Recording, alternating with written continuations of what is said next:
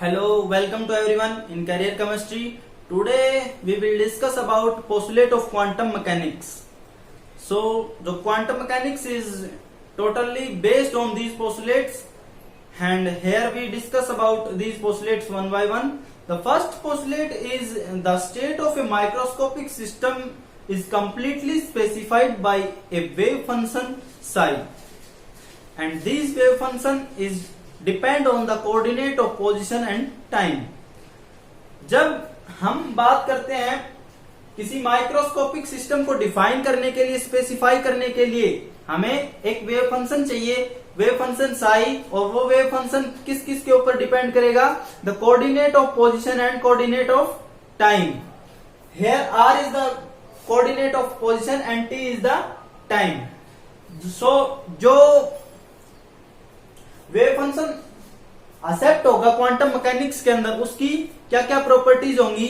वो single value होगा, finite होगा, कॉन्टिन्यूअस होगा, and the last one is wave function is normalise. वो फंक्शन क्या होगा? नॉर्मलाइज होगा। ठीक है, अब हम बात करते हैं प्रोबेबिलिटी की। प्रोबेबिलिटी क्या होगी?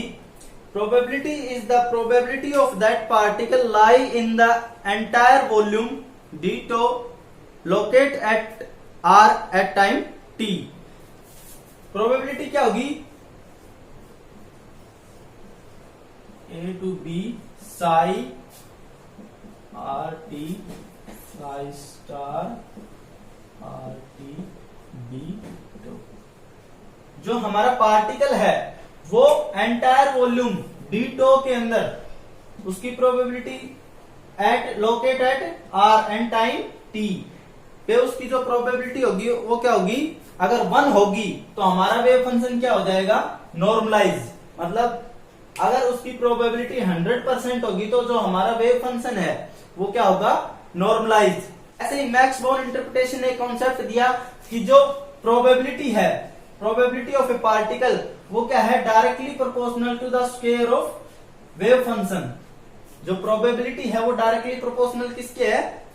वेव फंक्शन के स्क्वायर के।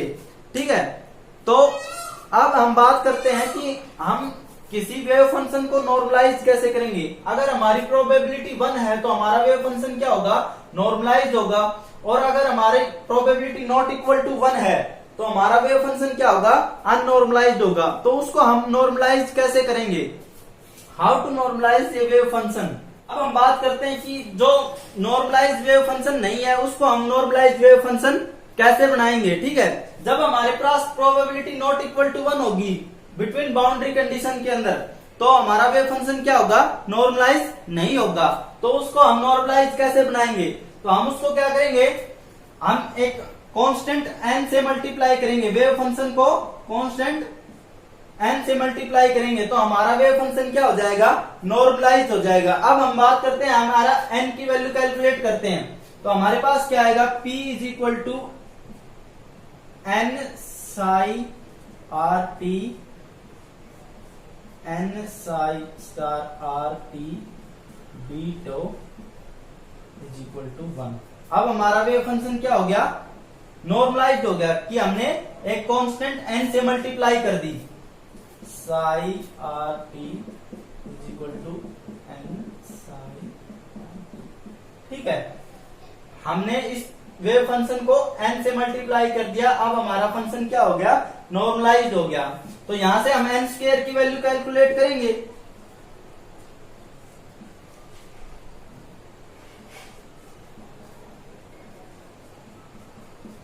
यहां से n की वैल्यू क्या आ जाएगी?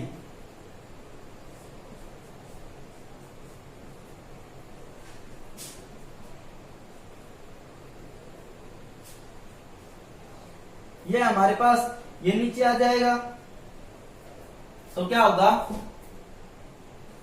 n square is equal to 1 by psi into psi star D tau. ठीक है, n की वैल्यू क्या आएगी?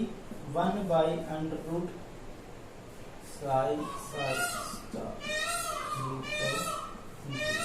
ठीक है, अगर हम इससे मल्टीप्लाई कर देंगे तो हमारे पास क्या आएगा?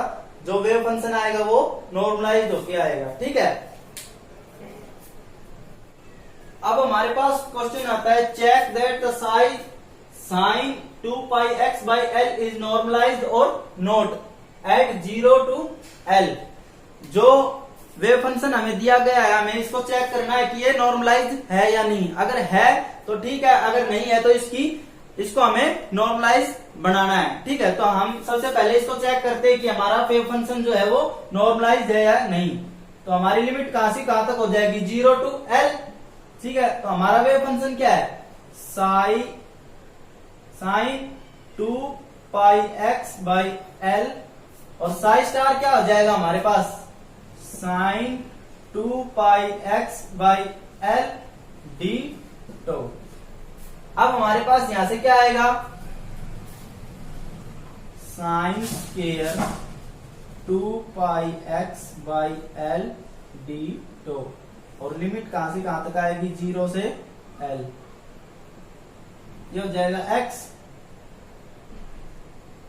तो जब हम इसको सोल्व करेंगे तो हमारे पास क्या आएगी, प्रोबेबिलिटी की वैल्यू L/2। हमारे पास नॉर्मलाइज कंडीशन क्या होती है, जब हमारी प्रोबेबिलिटी 100% होगी, प्रोबेबिलिटी इज इक्वल टू 1 होगी, तो हमारा फंक्शन क्या होगा, वेव फंक्शन नॉर्मलाइज होगा। लेकिन हमारे पास यहाँ प्रोबेबिलिटी की वैल्यू क्या आई है, L/2 which is not equal to 1, तो हमारा वेव फंक्शन क्या है, अननॉर्मलाइज है। हमारा वेव फंक्शन क्या है, अननॉर्मलाइज। अब हम इसको क्या बनाएंगे, नॉर्मलाइज बनाएंगे। हमारे पास ये क्या आ गया कि अननॉर्मलाइज फंक्शन आ गया। ठीक है, अब नॉर्मलाइज बनाने के लिए हमने क्या बताया था कि हम इसको मल्टीप्लाई करेंगे एक कांस्टेंट n से। जो वेव फंक्शन है उसको हम किससे मल्टीप्लाई करेंगे, n से। तो हमारा वेव फंक्शन क्या हो जाएगा, sine 2 pi x by L 0 to L, और जो साई स्टार आएगा वो क्या आएगा, n into sine 2 pi x by L, और dx इज इक्वल टू 1। ठीक है, अब यहां से n square 0 to L sine square 2 pi x by L dx is equal to 1। इसकी वैल्यू हमने कैलकुलेट की थी, इसकी वैल्यू हमारे पास क्या आई थी, L/2। तो यहां से क्या हो जाएगा, n स्क्वेयर इंटू में L/2 इज इक्वल टू 1। तो हमारी n की वैल्यू क्या आएगी, n की वैल्यू आएगी √2/L। अगर हम n की जगह ये पुट करते हैं हमारे वेव फंक्शन के अंदर, तो हमारा वेव फंक्शन क्या हो जाएगा, नॉर्मलाइज आएगा। तो क्या आएगा, √2/L sine 2 pi x by L. जो हमारा ये वेव फंक्शन होगा, ये हमारा वेव फंक्शन क्या होगा, नॉर्मलाइज होगा 0 to L पे। ठीक है, अब हम बात करते हैं सेकंड पोस्टुलेट्स की। सेकंड पोस्टुलेट्स में क्या है, every quantum mechanical system has a operator comparable to quantum mechanics. जो हमारे क्वांटम मैकेनिकल जो सिस्टम होंगे उसका क्या होगा, एक ऑपरेटर होगा, किसके कंपेरेबल, क्लासिकल मैकेनिक्स के कंपेरेबल। अब हमारे पास जो क्वांटिटी क्या आती है, क्वांटिटी क्या है, मान लीजिए हमारे पास क्वांटिटी है पोजीशन की। तो पोजीशन को हम किससे डिनोट करते हैं, एक्स वाई एंड जेड से। तो उसके लिए हमारे पास क्वांटम मैकेनिक्स के अंदर क्या ऑपरेटर होंगे,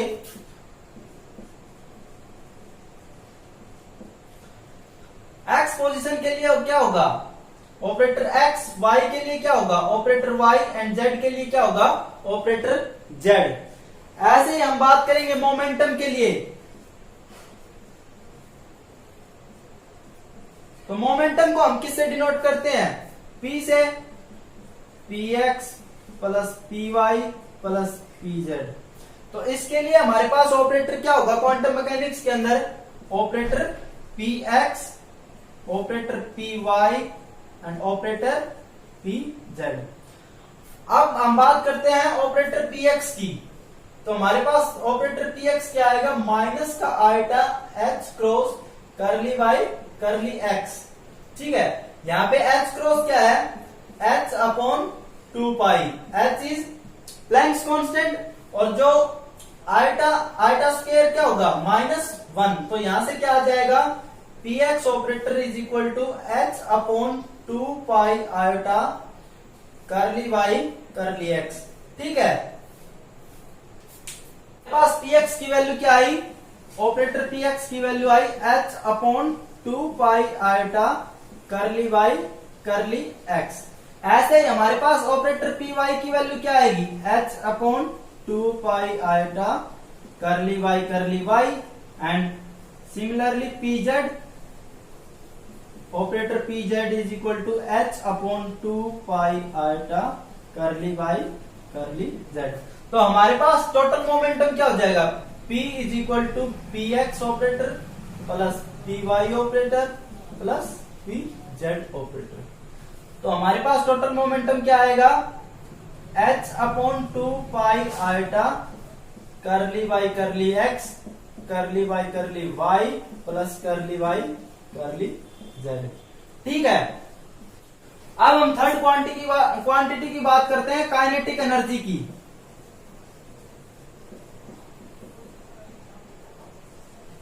हमारे पास काइनेटिक एनर्जी क्या होती है, हाफ mv स्क्वायर, और मोमेंटम क्या होता है, मास इंटू वॉल्यूम।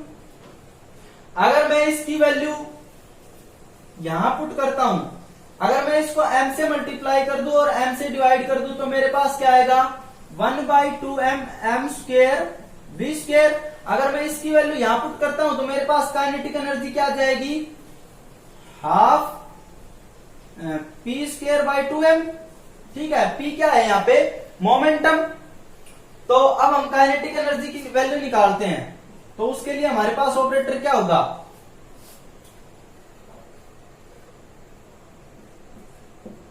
kx के लिए निकालते हैं, x डायरेक्शनल के लिए। तो क्या आएगा, px square by 2m।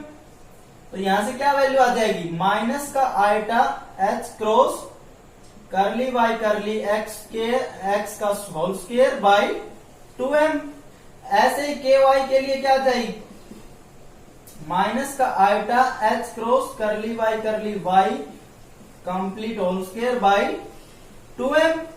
And the last one is k z का स्क्वायर क्या आएगा, minus iota h cross curly y curly z इसका होल स्क्वायर बाई 2m। ठीक है, अब हमारे पास टोटल काइनेटिक एनर्जी क्या हो जाएगी, टोटल काइनेटिक एनर्जी होगी E is equal to k x plus k y plus k z. तो यहां से क्या आएगी, minus iota h cross curly by curly x का whole square by 2m plus minus का iota h cross curly by curly y का whole square by 2m and plus minus का iota h cross curly by curly z का whole square by 2m।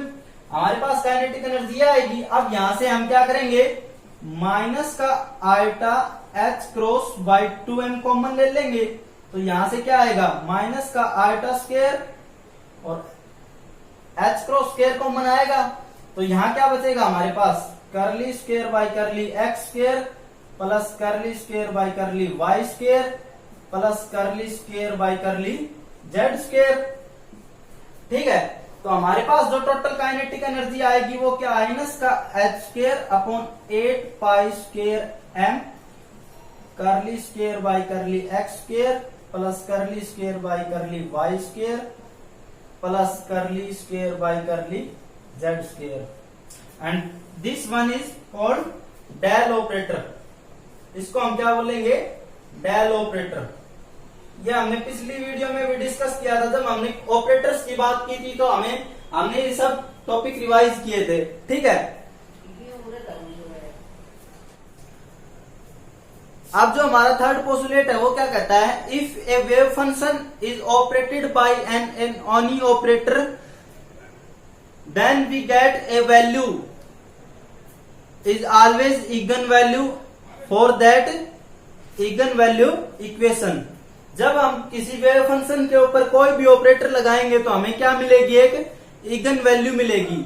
और वो eigen value किसके लिए होगी? जो इगन वैल्यू फंक्शन है, इगन वैल्यू इक्वेशन है उसके लिए। अब हम बात करते हैं, हमारे पास कोई ऑपरेटर ए है, कोई ऑपरेटर क्या है? ए, और हमारा वेव फंक्शन क्या है? साई। अगर हम साई वेव फंक्शन के ऊपर ऑपरेटर ए लगाते हैं तो हमें क्या मिलेगी? एक इगन वैल्यू ए मिलेगी और हमारा वेव फंक्शन आएगा। ठीक है, इसको इक्वेशन नंबर 1 दे दिया। अब जो हमारी इक्वेशन नंबर 1 है वो क्या है? Eigen value equation. Eigen value equation है। ए हमारा क्या है? ऑपरेटर, और साई क्या है? वेव फंक्शन जिसके ऊपर हम ऑपरेटर लगा रहे हैं। ठीक है, और ए हमारी क्या है? Eigen value. ए हमारी क्या है? Eigen value. ठीक है,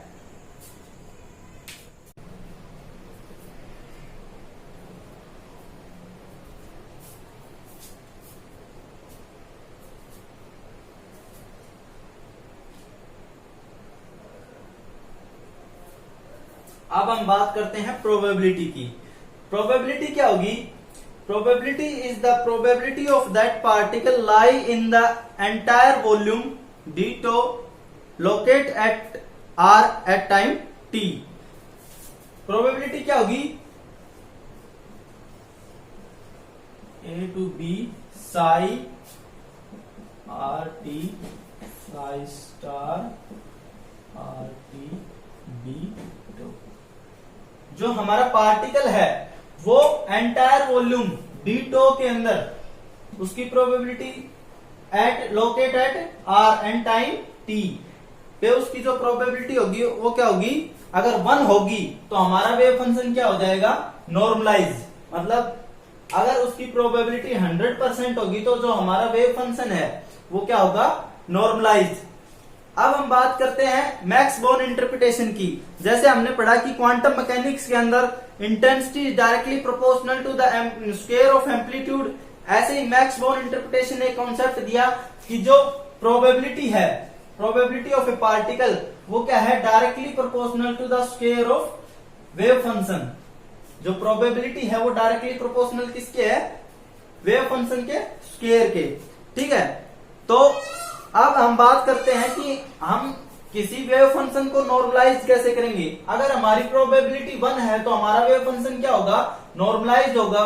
और अगर हमारी प्रोबेबिलिटी नॉट इक्वल टू 1 है तो हमारा वेव फंक्शन क्या होगा?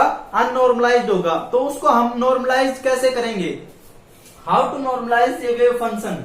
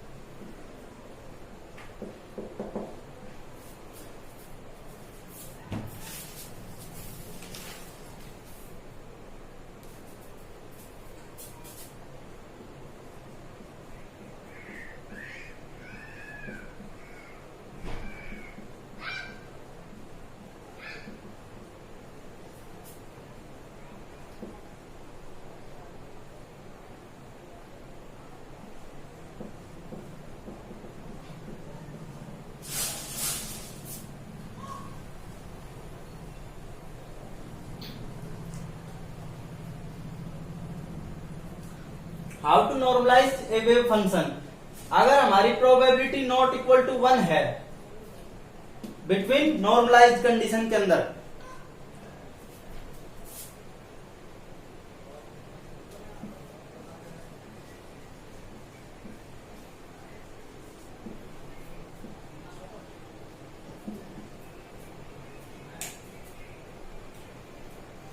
अब हम बात करते हैं कि जो नॉर्मलाइज वेव फंक्शन नहीं है उसको हम नॉर्मलाइज वेव फंक्शन कैसे बनाएंगे। ठीक है, जब हमारे पास प्रोबेबिलिटी नॉट इक्वल टू 1 होगी बिटवीन बाउंड्री कंडीशन के अंदर तो हमारा वेव फंक्शन क्या होगा? नॉर्मलाइज नहीं होगा। तो उसको हम नॉर्मलाइज कैसे बनाएंगे? तो हम उसको क्या करेंगे? हम एक कांस्टेंट n से मल्टीप्लाई करेंगे वेव फंक्शन को, कांस्टेंट n से मल्टीप्लाई करेंगे तो हमारा वेव फंक्शन क्या हो जाएगा, नॉर्मलाइज हो जाएगा। अब हम बात करते हैं, हमारा n की वैल्यू कैलकुलेट करते हैं, तो हमारे पास क्या आएगा, p is equal to n psi R T, n psi star are t d tau is equal to 1। अब हमारा वेव फंक्शन क्या हो गया, नॉर्मलाइज हो गया कि हमने एक कांस्टेंट n से मल्टीप्लाई कर दी, psi are t is equal to n psi, ठीक है। हमने इस वेव फंक्शन को n से मल्टीप्लाई कर दिया, अब हमारा फंक्शन क्या हो गया, नॉर्मलाइज हो गया। तो यहां से हम n स्क्वायर की वैल्यू कैलकुलेट करेंगे,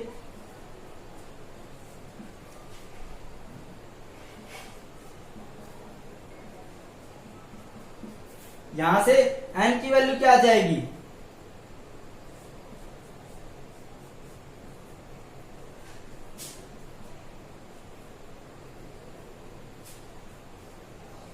ये हमारे पास ये नीचे आ जाएगा, तो क्या होगा, n square is equal to 1 by psi into psi star D tau, ठीक है। n की वैल्यू क्या आएगी, 1 by under root psi psi star D tau, ठीक है। अगर हम इससे मल्टीप्लाई कर देंगे तो हमारे पास क्या आएगा, जो वेव फंक्शन आएगा वो नॉर्मलाइज होके आएगा, ठीक है।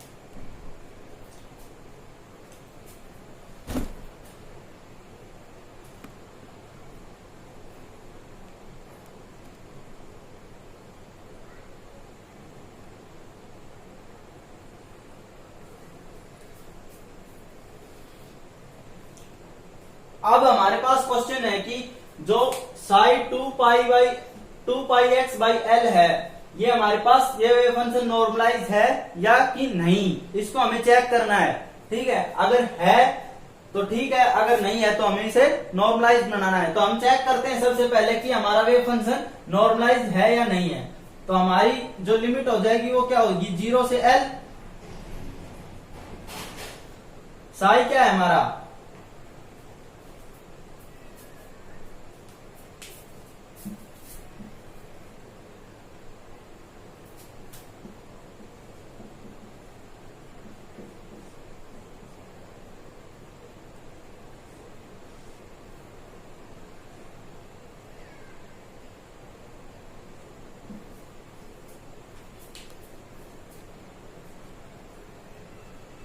अब हमारे पास क्वेश्चन आता है, check that the sine 2 pi x by L is normalised और नोट एट 0 to L।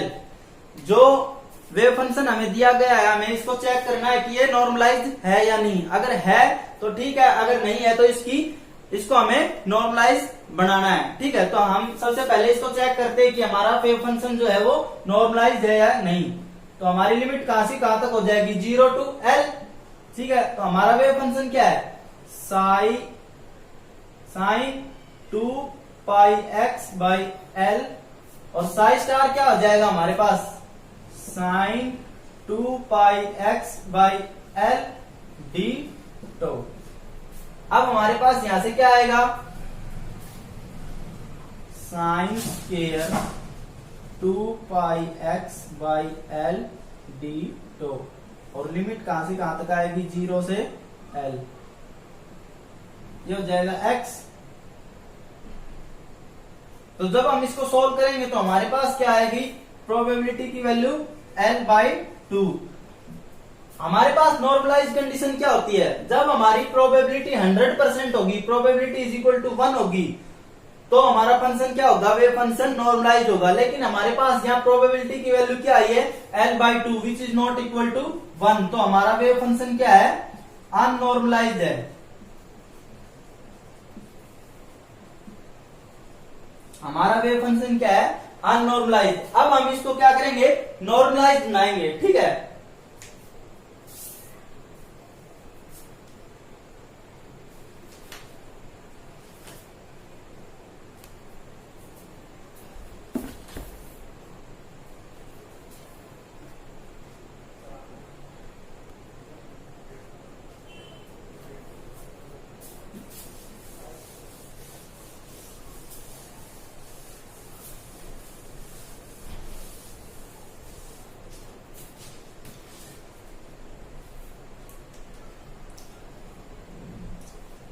अब हम इसको क्या बनाएंगे, नॉर्मलाइज बनाएंगे। हमारे पास ये क्या आ गया कि अननॉर्मलाइज फंक्शन आ गया। ठीक है, अब नॉर्मलाइज बनाने के लिए हमने क्या बताया था कि हम इसको मल्टीप्लाई करेंगे एक कांस्टेंट n से।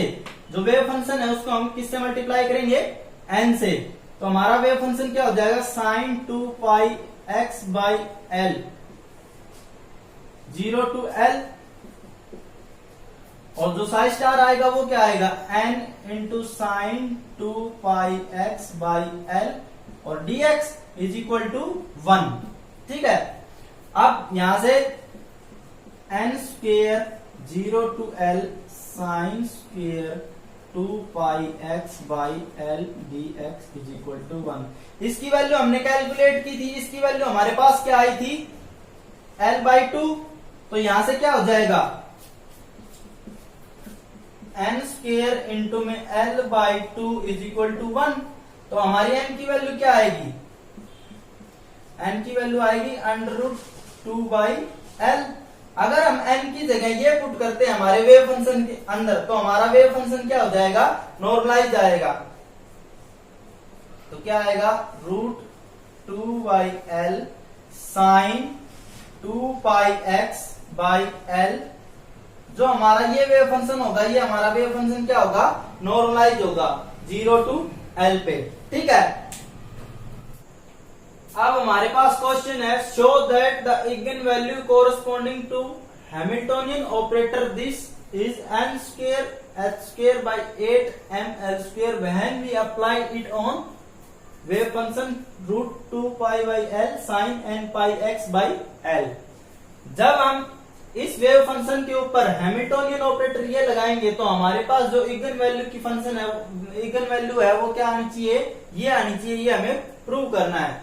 तो हम क्या करते हैं, हम इस वेव फंक्शन के ऊपर ये ऑपरेटर लगाएंगे तो हमारे पास क्या आएगा, माइनस का H square by 2m curly square by curly x square into में root 2 by L sine n pi x by L.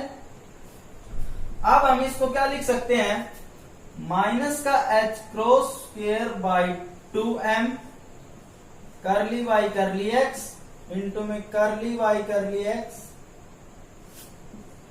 Root 2 by L sine n pi x by L, ये हो जाएगा हमारे पास। तो यहां से क्या आएगा, minus h cross square by 2m root 2 by L into में करली बाई करली x, इसका डिफरेंशिएशन करेंगे विद रिस्पेक्ट टू, तो हमारे पास क्या आएगा, n पाई बाई एल और साइन का क्या हो जाएगा, कोस, कोस n pi x by l, यह आएगा हमारे पास। अब जब हम इसका दोबारा डिफरेंशिएशन करेंगे तो हमारे पास क्या आएगा, माइनस का h cross square by 2m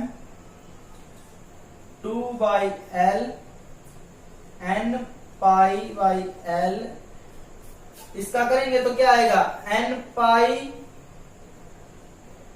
by L बाहर आ जाएगा, और साइन कोस का minus sine n pi x by L हो जाएगा।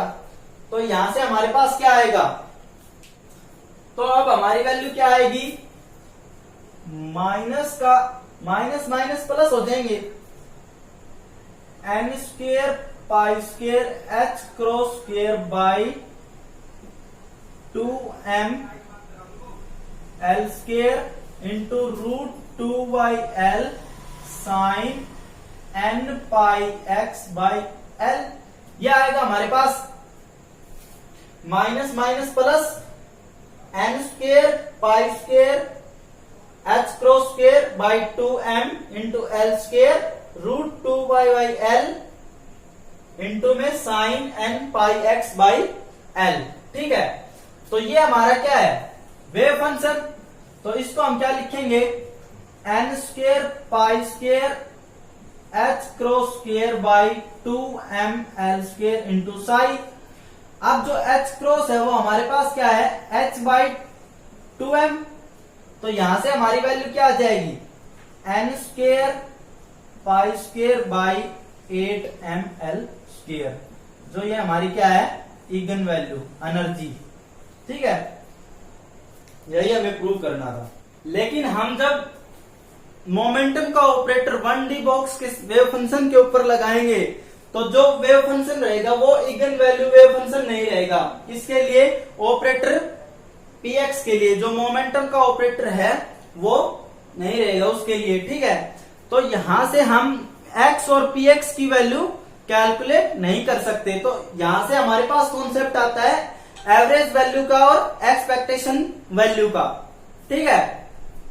अब हम बात करते हैं नेक्स्ट पोस्टुलेट की। अब जो हमारा नेक्स्ट पोस्टुलेट है वो क्या है कि जो भी हमारी क्वांटम मैकेनिक्स के अंदर जो भी क्वांटिटी होगी उसकी हम एवरेज वैल्यू और एक्सपेक्टेशन वैल्यू कैसे निकालेंगे, जब हमारा वेव फंक्शन नॉर्मलाइज्ड होगा। क्या, जब हमारा वेव फंक्शन नॉर्मलाइज्ड होगा तो हमारी जो एवरेज वैल्यू है वो क्या आएगी, minus infinity to infinity psi operator A and psi star D tau, ठीक है। जब हमारा नॉर्मलाइज्ड वेव फंक्शन होगा तो एवरेज वैल्यू हम कैसे कैलकुलेट करेंगे, minus infinity to infinity psi operator A psi star and d tau, ठीक है। और अगर जब हमारा वेव फंक्शन नॉट नॉर्मलाइज्ड होगा, अननॉर्मलाइज्ड होगा, तो हम उसके लिए एवरेज वैल्यू कैसे निकालेंगे, minus infinity to infinity psi operator A psi star D tau divide by minus infinity to plus infinity psi star d tau. ठीक है, एवरेज वैल्यू कैसे निकालेंगे? जब हमारा नॉर्मलाइज वेव फंक्शन होगा तो ऐसे, और जब हमारा नॉर्मलाइज वेव फंक्शन नहीं होगा तो हम कैसे कैलकुलेट करेंगे एवरेज वैल्यू? दिस। ठीक है, अब हमारा नेक्स्ट पोस्टुलेट क्या है कि जब हमारा वेव फंक्शन टाइम डिपेंडेंट होगा तो उसके लिए जो time dependent Schrodinger wave equation होगी वो क्या होगी? H psi is equal to iota h cross curly psi by करली टी। किस पे डिपेंड करेगी? वो टाइम पे। जब हमारा कोई वेव फंक्शन टाइम के ऊपर डिपेंड करेगा तो उसकी वेव जो टाइम डिपेंडेंट श्रोडिंगर इक्वेशन है वो क्या होगी? दिस। ठीक है, और अगर जब हमारे पास दो अलग अलग वेव फंक्शन होंगे तो वो जो दोनों नॉर्मलाइज कब होंगे? जब साई आई एंड साई जे, कोई हमारे दो नॉर्मलाइज वेव फंक्शन है, दो वेव फंक्शन है, तो ये दोनों नॉर्मलाइज कब होंगे? जब psi i a operator psi j star is equal to psi i star a operator psi j. ठीक है, d tau and d tau, minus infinity to plus infinity, minus infinity to plus infinity. हमारे normalise कब होंगे ये दोनों wave function? जब आई की value जे के बराबर होगी तो ये हमारे वेव फंक्शन क्या होंगे? नॉर्मलाइज होंगे। अगर i is not equal to j है तो हमारे जो दोनों वेव फंक्शन है ये क्या होंगे? ऑर्थोगोनल। क्या होंगे? ऑर्थोगोनल। इज इक्वल टू मतलब जीरो। ऑर्थोगोनल में क्या आएगा? जीरो। और जब i is equal to j होंगे तो क्या होंगे? नॉर्मलाइज। ठीक है, अब हमारे पास क्वेश्चन है calculate average value of x and px for 1D particle box. अगर हमारा साई ये होगा, साई वेव फंक्शन क्या होगा? Root 2 pi by L sine n pi x L. Limit कहां से कहां तक होगी? 0 से l तक। तो हमें क्या निकालनी है? एवरेज वैल्यू कैलकुलेट करनी है। ठीक है, तो हम एवरेज वैल्यू कैलकुलेट करेंगे पहले x के लिए। तो हम कैसे कैलकुलेट करेंगे? हमें पता है ये हमारा वेव फंक्शन क्या है? नॉर्मलाइज्ड है। तो 0 to l root 2 by L sine n pi x by L into में x root 2 by L sine n pi x by L. ठीक है, ये आएगा। अब हम इसको कैलकुलेट करेंगे तो क्या आएगा हमारे पास? 2 by L 0 to l sine square n pi x by l। अब जब हम इसको कैलकुलेट करेंगे तो हमारे पास क्या आएगा? l square by 4। ठीक है, तो हमारी जो एवरेज वैल्यू आएगी पोजीशन के लिए वो क्या आएगी? 2 by L into l square by 4। 2 से 2 कट जाएगा, एल स्क्वेयर से एल कट जाएगा, तो हमारी एवरेज वैल्यू क्या आएगी? L by 2। पोजीशन की वैल्यू क्या आएगी? L by 2। ठीक है, और अगर हम जब बात करेंगे मोमेंटम की, एवरेज वैल्यू ऑफ मोमेंटम की, तो कैसे कैलकुलेट करेंगे? 0 टू l साई हमारा क्या है? 2 by L sine n pi x by L. px की वैल्यू क्या होगी? Minus iota h cross curly by curly x। ठीक है, इनटू में क्या आएगा? Psi conjugate 2 pi by L sine n pi x by L dx। ठीक है, अगर हम इसको कैलकुलेट करते हैं तो हमारे पास क्या आएगा? 2 बाई एल बाहर आ जाएगा, माइनस का h क्रॉस बाई इंटीग्रेशन में क्या आएगा? 0 to l sine n pi x by L differentiation with respect to x of sine n pi x by L dx। ठीक है, अब जब हम इसको कैलकुलेट करेंगे तो क्या आएगा? 2 by l minus iota h cross 0 to l sine n pi x by L, sine का डिफरेंशिएशन क्या होगा, cos, cos n pi x by L dx।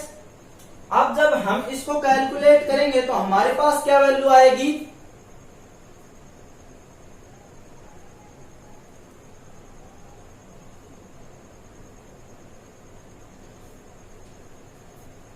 तो हमारे पास वैल्यू आएगी एन पाई बाई एल, ठीक है।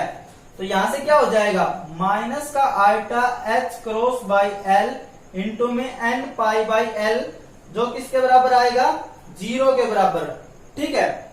इसकी वैल्यू क्या आएगी, 0।